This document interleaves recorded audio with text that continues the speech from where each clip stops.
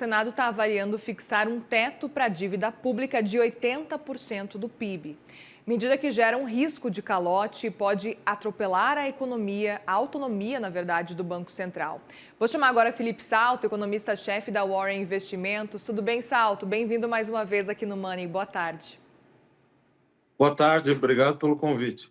Gostaria muito de te ouvir sobre esse cenário. O que está em jogo quando a gente olha para essa possibilidade de um teto para a dívida pública?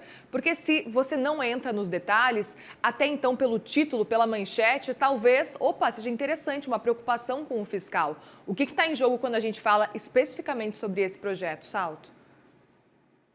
Bom, o primeiro ponto a destacar é o seguinte: a Constituição de 88, no artigo 52, inciso 6º, já determinava, portanto, desde 1988, que se fixassem limites para a dívida pública, a dívida consolidada, que é sinônimo de dívida bruta, né?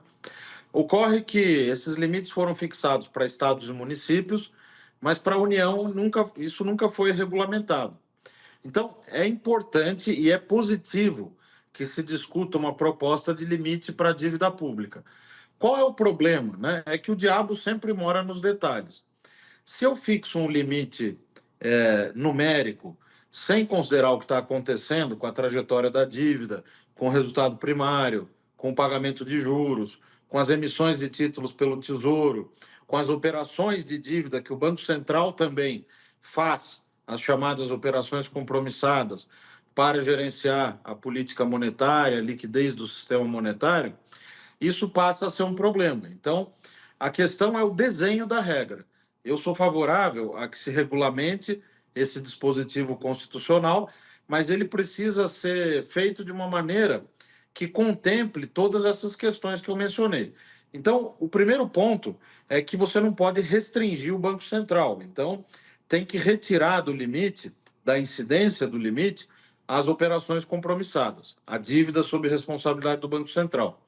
A segunda é que tem que também deixar o Tesouro Nacional com uma flexibilidade para poder fazer a gestão da dívida pública, refinanciar a dívida que está vencendo e também compor o seu colchão de liquidez, que é aquela reserva que o Tesouro faz por meio de emissões de títulos para momentos de exceção, momentos de turbulência. E a terceira questão é que o limite tem que ser tendencial. Não pode ser um número específico, né? Por exemplo, se for 80% do PIB, nós já estamos muito próximos desse limite. E aí o risco é você criar uma situação inviável, né? Uma impossibilidade de se cumprir essa regra. E o objetivo dela não é esse. A meu ver, o limite de dívida tem que ser uma regra guarda-chuva para abarcar o teto de gastos do novo arcabouço, a regra de resultado primário, e, portanto, estimular a que o arcabouço que a gente já tem hoje seja cumprido de uma forma mais intensa, mais rápida, em benefício da sustentabilidade fiscal. Em relação a esse arcabouço, a gente ouviu inclusive a ministra Simone Tebet que disse alguns meses atrás o quanto o arcabouço está fragilizado e que talvez em 2027 ele já nem exista mais da forma como a gente está acompanhando. E aí eu queria justamente entender um pouco mais, porque se a gente for olhar, o governo teria que reduzir o endividamento, segundo esse projeto, pelo menos aí em até 3 quadricimestres, com um corte mínimo aí de 25% no primeiro período, Salto. E eu queria te ouvir porque a gente sabe que existe uma preocupação muito recorrente e parece que cada vez aumenta mais com relação às despesas que são obrigatórias. A maior parte das despesas já são obrigatórias hoje e para os próximos anos a tendência é que pode chegar aí até 2029 aí em 90%. Eu queria justamente entender, porque também existe esse buraco quando a gente fala das despesas obrigatórias e aí seria realmente impossível cumprir esse cenário. Então, a questão é que o limite ele não pode ser feito dessa maneira da noite para o dia, se passar 80% do PIB, acabou o mundo. Primeiro, tem que ser uma trajetória. Então, todo mundo sabe, do governo ao mercado, passando pelos mais diferentes especialistas que fazem projeção de dívida pública, que a dívida vai crescer ao longo dos próximos anos. Isso é quase um dado da realidade. Mesmo que você tenha uma intensificação do ajuste fiscal, por exemplo, por conta da mudança própria, né, do ciclo eleitoral, você tem primeiro ano de mandato ganhe quem ganhar a eleição, a tendência é ter medidas de ajuste, né, 2027. Mesmo assim, a trajetória prevista é de crescimento. Então, a primeira questão é que esse projeto ele tem que prever esse waiver, né, esse período em que se autoriza um crescimento da dívida para depois estabilizar e, em seguida, começar a diminuir. Esse é o primeiro ajuste que precisa ser feito para viabilizar essa iniciativa, que é positiva, porque na presença de um limite de dívida pública, se for bem feito, bem desenhado, você tem uma responsabilidade fiscal maior, uma transparência maior, a possibilidade de prestação de contas também para ver quem está sendo responsável pelo aumento do endividamento. Então, isso tudo é positivo. Agora, o que é ruim é você ter um desenho que obrigue, de repente, um ajuste fiscal que é impossível de acontecer, né? Ah, mas o problema é a despesa com juro, o problema é a dívida pública. Ora, essas duas variáveis são consequência do gasto obrigatório, que está super pressionado, das renúncias tributárias, que são muito elevadas, do baixo crescimento econômico, que dificulta o crescimento da receita. Então, com ou sem limite de dívida pública, não dá para escapar da dura realidade de que o ajuste fiscal se faz cortando gasto e ou aumentando receita. Com ou sem limite de dívida, essa é uma realidade inescapável, não tem mágica, né? Exatamente. E aí é interessante porque, de modo geral, essa ideia ela vem e ela surge justamente das discussões que acontecem lá nos Estados Unidos, que a gente sabe que tem as discussões do shutdown, as discussões do quanto que vai gerando até impasses políticos se realmente esse teto começa a ser atingido. E queria entender um pouco mais de quais caminhos que a gente pode começar a seguir para poder seguir diante desse cenário, porque, de modo geral, o projeto da forma como ele está vai precisar de muita modificação, pelo que você está falando. Eu até fiz a minha coluna do UOL de hoje, né, dessa semana, é sobre isso. Eu relembro um pouco da história dessa questão do limite de dívida. O senador Zé Serra, quando começou o mandato dele em 2015, eu era seu assessor lá no gabinete, em Brasília, e ele desarquivou um projeto que vinha ainda do governo Fernando Henrique, de 2001, quando o presidente Fernando Henrique mandou a mensagem presidencial para o Senado fixar os limites de dívida. E eu lembro que esse projeto do senador Serra, ele foi muito debatido com o Tesouro no nível técnico, né?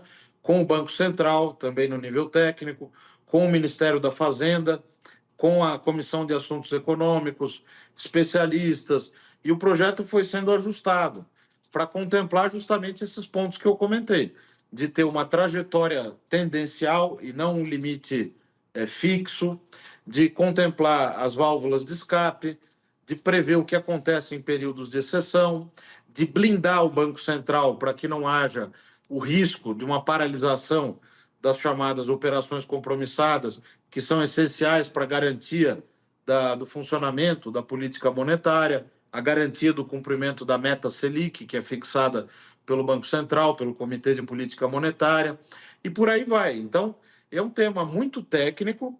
Eu acho positiva a iniciativa do ex-presidente Renan Calheiros, do Senado, que hoje preside a Comissão de Assuntos Econômicos, e acho que o importante é seguir num caminho de aprimoramento. E isso significa, na minha opinião, seguir essas linhas que eu comentei e que estão previstas já naquela iniciativa de 10 anos atrás, nessa proposta correlata que foi trazida pelo senador Serra à época. Agora, uma coisa é preciso dizer, como eu estava terminando na resposta anterior de falar, não tem como escapar de um ajuste que vai incidir necessariamente sobre a despesa e a receita. A despesa obrigatória no Brasil já atingiu um nível que é impeditivo, né? As despesas que não são obrigatórias, as discricionárias, onde está o investimento produtivo, o custeio da máquina, ela está cada vez menor, inclusive na presença de emendas parlamentares obrigatórias, de vinculações, de indexações.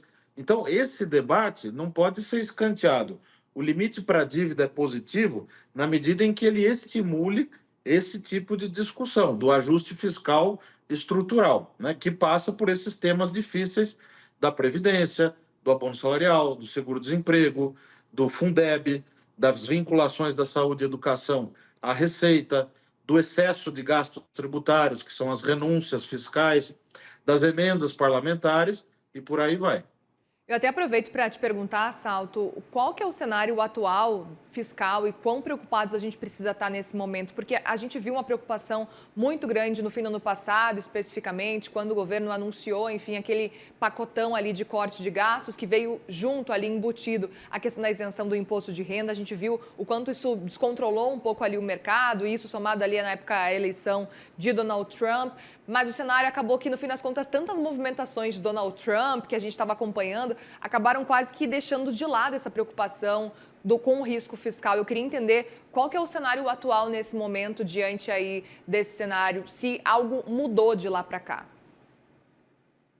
A situação fiscal é grave, isso não há como negar, o próprio governo reconhece, tanto é assim que vem tomando medidas, ainda que concentradas do lado da Receita, para tentar resolver o problema.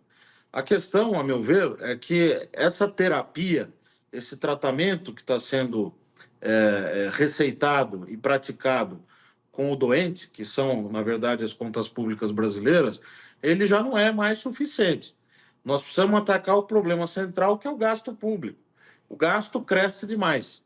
E ele cresce demais na presença de regras que, a meu ver, são boas. O novo arcabouço fiscal está de bom tamanho. Tem uma regra de superávit primário, que nós estamos ainda às voltas para conseguir gerar esse resultado, né? Vamos ter outro déficit nesse ano.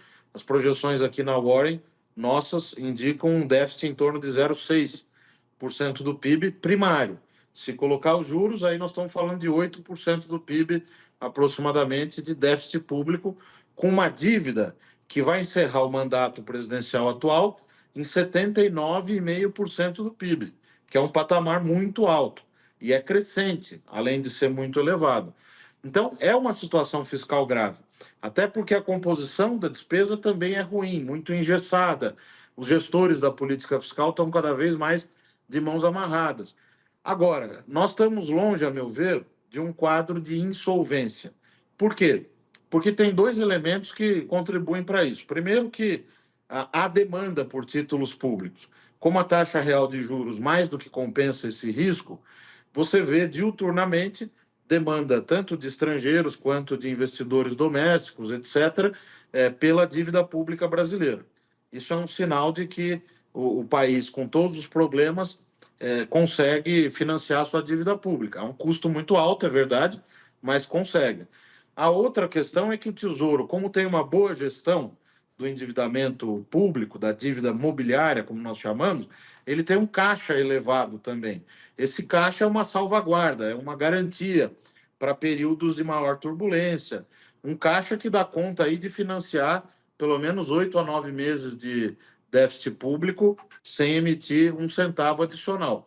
E a segunda parte da argumentação que me permite concluir que a gente tem uma situação fiscal que está longe da insolvência é o balanço de pagamentos, as contas externas do país.